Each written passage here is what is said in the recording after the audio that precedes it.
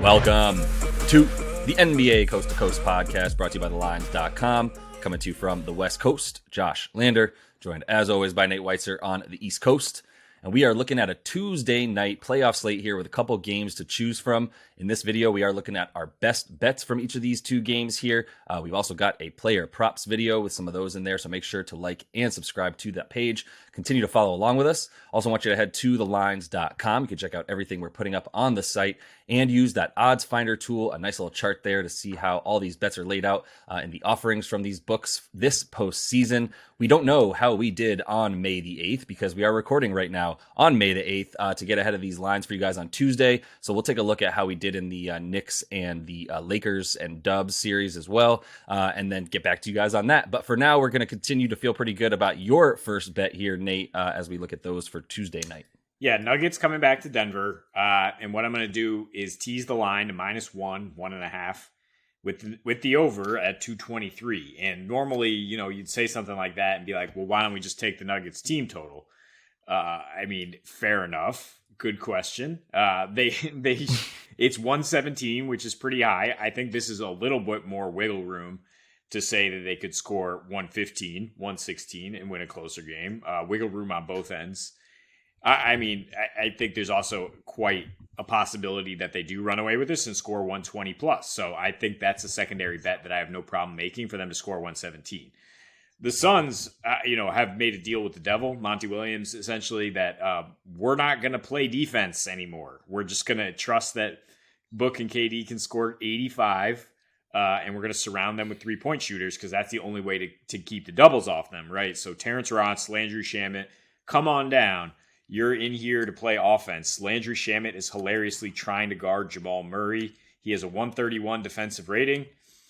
Terrence Ross has barely played. 129 defensive rating.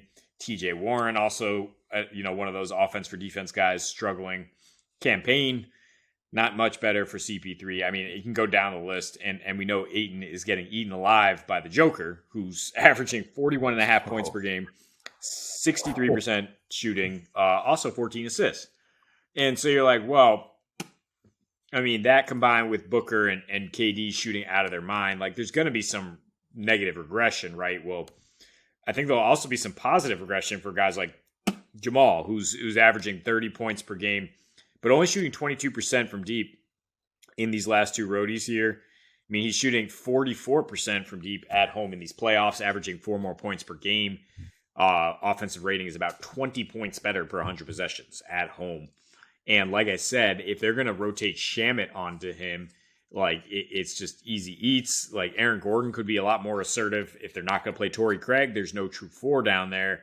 KD and Book just aren't going to be able to play much defense on top of scoring, again, combined 80 points. So I think when you go on the road, you expect role players to struggle a little bit more. That's certainly going to hurt the Suns' chances of winning this game. The Nuggets were amazing at home all year, and when they scored at least 110, they went 33-2 in the playoffs over the last 3 years. Here, they're scoring 7 more points per game at home versus on the road. Slightly faster pace and much better three-point shooting. This year, their defensive rating has been much, much better, including mostly kind of skewed by that slugfest with the Suns and shutting them down in Game 1. I just expect the Suns, now that they're in rhythm now that it's you've unlocked Devin Booker, the point god, and if CP3 were to play in this game, I would bet the Nuggets because I think he would just throw a wrench into things and not really help in any way. Because right now you have Book just in his zone with the ball in his hands all the time. So I think he will be better than he was in those first 2 road games. I think KD will also be better. He can still be more efficient, even though a 124 offensive rating is pretty good. It's not good for Kevin Durant. So I think those 2 guys will score enough to keep the Suns in it and keep it, over 223 if we're adjusting it. So many thoughts that I'm starting to write some notes. I'll make sure I catch what I wanted to say. Starting with the role players, Landry Shamet, whatever.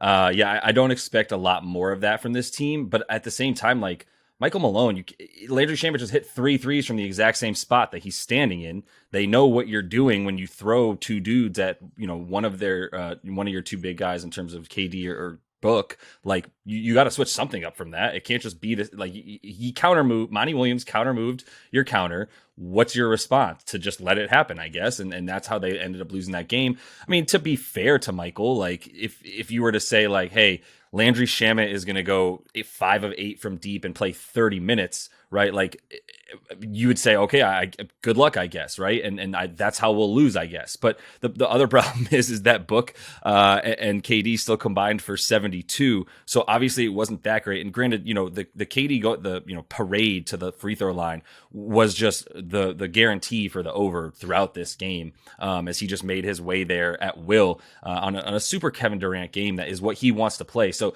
to be fair, like to everybody here on the Nuggets, Kevin Durant got to play a Kevin Durant game of 11 from 19 from the field, which is what he'd much rather shoot than have to go like 15 from, for 29 or 15 for 31 from the field. Like he would rather have those 8 misses on 19 shots, have, with the 6 assists in there and just play big all game, which was great. But that is the reason he can do that in part, right, is because other guys are hitting shots, namely Landry Shamet, even Jock Landale being in the right spots at the right time, catching a ton of rolls off of those double teams, knowing where to be. Like Monty Williams outcoached the crap out of Michael Malone in game 4, knowing where to put his guys as a result of the defense that Malone was going to throw at his two best players. And so they crush it there.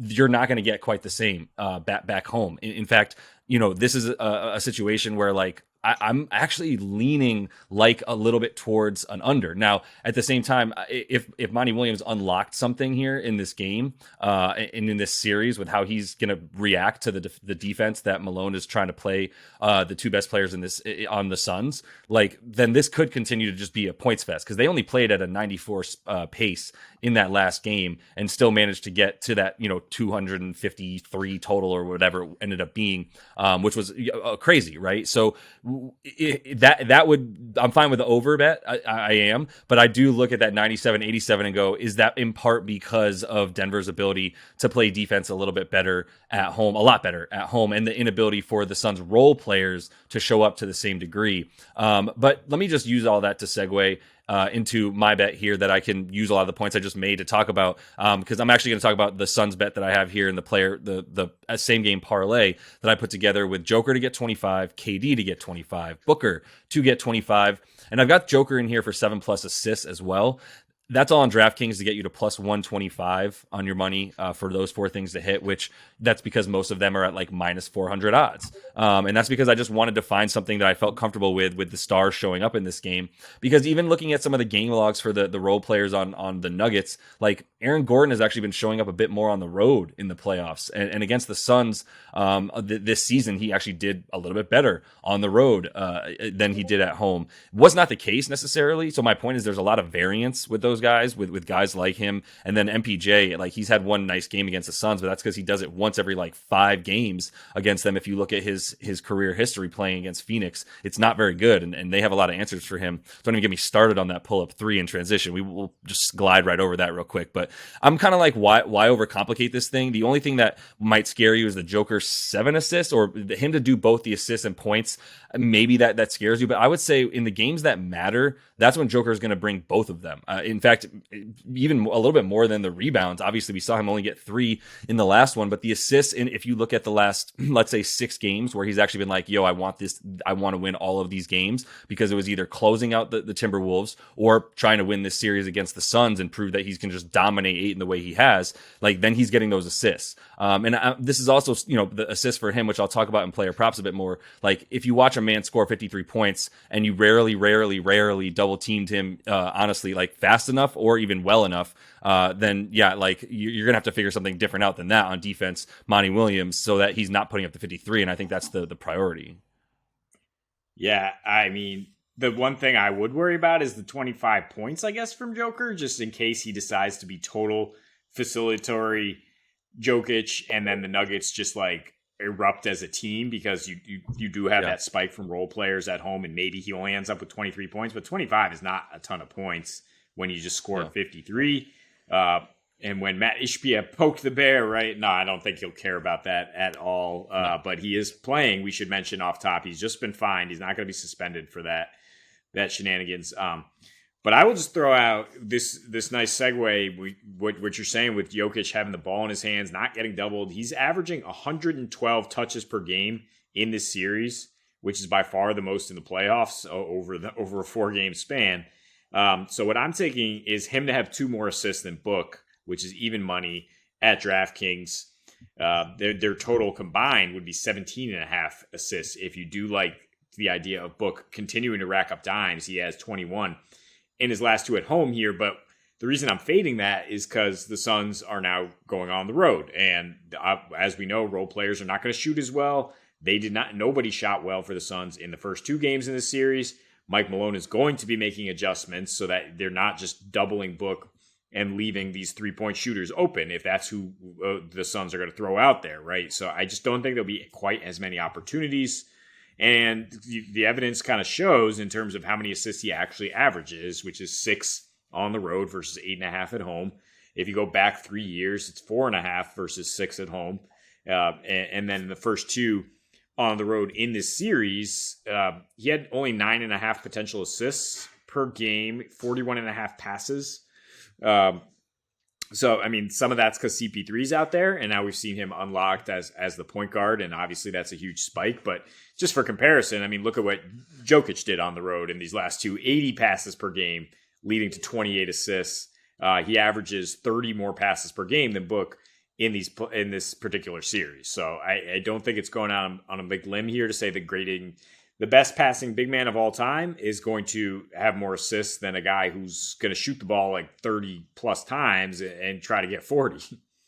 Yeah. Yeah. And Joker's assist prop at 9.5 is pretty nice as well, as I kind of intimated a second ago. But yeah, with all this stuff and thinking about CP3 not being in there, like one thing it does is at this point, he's more of a liability to be sort of the recipient of a pass on the wing where he's open from 3. That's not his game anymore. And even his mid range was a little bit off. So, him being out there, just adding to the points we were making earlier a bit, like, if he was out there, yeah, I would also feel better about taking the Nuggets to win this one, just the way he might interrupt that chemistry. And the last time we saw him out there was obviously not necessarily being as helpful. But at the same time, you don't want to talk about him disparagingly when he's that good. So either way, I'm going to finish things off here, Nate, with a point about the other game here, the Boston and Philly game.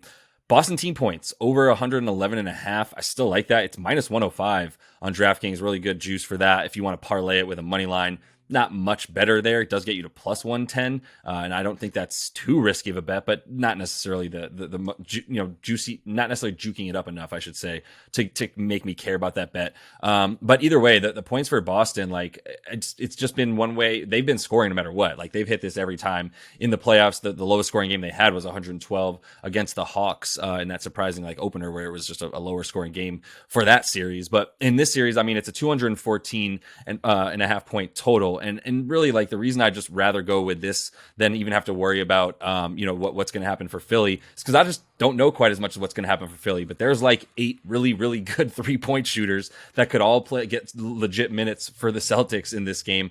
And that's why, they've gotten at least 112 in every single game so far, including every 115 in every game of this series. And they've actually had a rougher series shooting the ball, but it's more so been on the road, right? We saw what they did in game 2 at home, and that was, hitting 20 plus threes in that one. At home in this series, their shooting splits are 52 from the field, 39 from deep, 94 from the free throw line. And when they've gone on the road in the last 2, they went all the way down to 45% from the field, thanks in part to Jason Tatum's really, really rough shooting night from all over the floor, 37% from 3, which is huge for them. And a 2% difference between their 3-point percentages at home and away is a pretty big deal when you shoot nearly 50 or plus threes a game the way that the Celtics have been. So Philly's defense has been worse on the road. It's been the case for them actually for the entire season and for a while now, as we continue to talk about them being much better at home on defense. They're allowing 2 more points per game. So far, 4 more to the Celtics in this series specifically. So I just think that 111.5, it just jumped out to me right away. Like, I know it's going to continue to be a slow pace. But with the way they scored the ball last game, they needed overtime to get the 115 that they scored. I get that. But like that was also with some pretty big anomalies, I would guess, really bad shooting, and including, like I said, Jason Tatum going 9 for 20 from the field. That is all the time we have for you in this one today. Make sure to like and subscribe to that page. Continue to follow along. Check out the play up props we have up for you as well. And until we see you next, happy betting.